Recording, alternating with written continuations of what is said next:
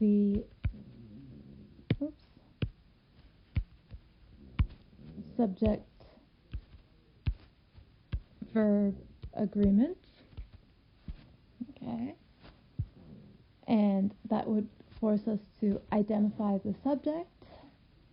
Sometimes we may have to cross out certain phrases or ask questions to help us identify the subject if it's not very clear.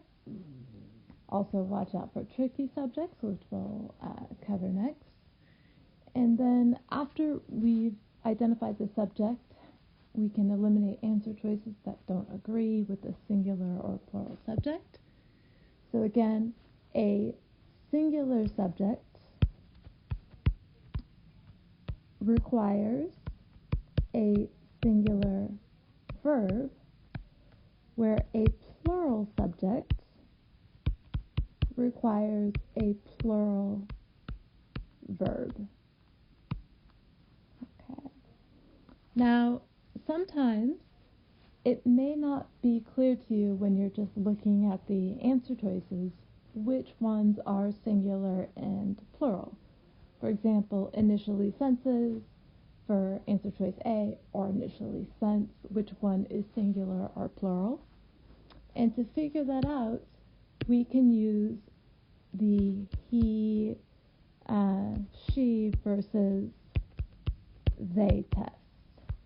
So if I want to test if something is singular, I can put he or she in front of it. So he initially senses. Yes, that works. But if I say they initially senses, that's wrong. So senses would be a singular verb, where initially sense with C, if I said he sense, that doesn't sound right. They sense, that works. So this is a plural verb. And that's how to use the he, she versus they test to determine whether your answer choices are singular or plural verbs. So after you have decided whether the subject is singular or plural, say you identify the subject as singular, then you would eliminate all of the plural verbs and just leave the singular ones in. If you have more than one answer choice remaining, and those answer choices are verbs with different tenses, then the second thing you would do would be to test verb tense. For verb tense, you would look at the sentence to see if you can find any surrounding verbs, either in the same sentence or in the sentence immediately before or after. For example, here we can see the verb indicates, new research indicates, and almost always you would just match the verb tense. So indicates would be in the present tense, so you would just match the present tense. There are some rare exceptions where there may be a compelling reason to change the verb tense, but again, those are quite rare to see. So moving along, let's take a look at some tricky subjects. So for page number 8 in your workbook, we have some tricky subjects. I'm not going to go over all of them, but I would like to point out some common ones that show up that can confuse students. So I would like for you to know under tricky subjects, the singular subjects: everyone, everything, everybody, anyone, anything, and also nobody or nothing. Those are singular. So we give an example sentence: everyone loves Ray. Okay. Also, sometimes a word ending in ing can be a subject. Okay, so we have this example sentence here on page 8 where we say a gerund ing word can be a subject, and next to it we have building model cars was my favorite hobby growing up.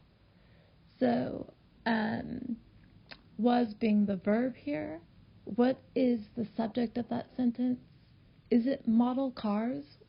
Is it model cars was the favorite hobby? No, it was the building of the model cars. So here's an example where an ing word is the subject. And whenever that's the case, it's singular.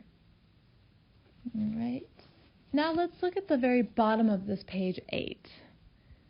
I want you guys to note some things to be aware of, certain words that are never ever verbs by themselves.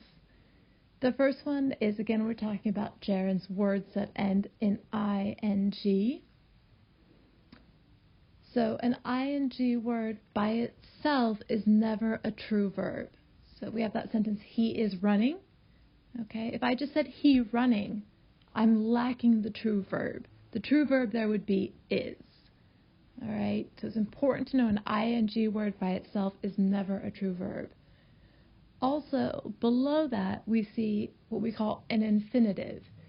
The word to plus a verb, such as to fly. An infinitive, so to plus a verb, is also never a verb by itself. So here we have an example. She wants to run. Okay. The to run is not a verb. The verb here is wants.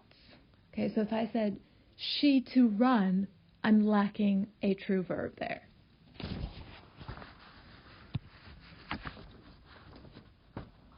So for these rare exceptions in verb tense, again, almost always you're going to keep the verb tense consistent with surrounding verbs, but you can mark this page for review after you've mastered the larger grammar concepts that we cover, and at that later time, come back to this page, read through it, go through the questions, circle the correct verb, and you can check your answers on the answer page that's on page 69 at the back of the verbs section.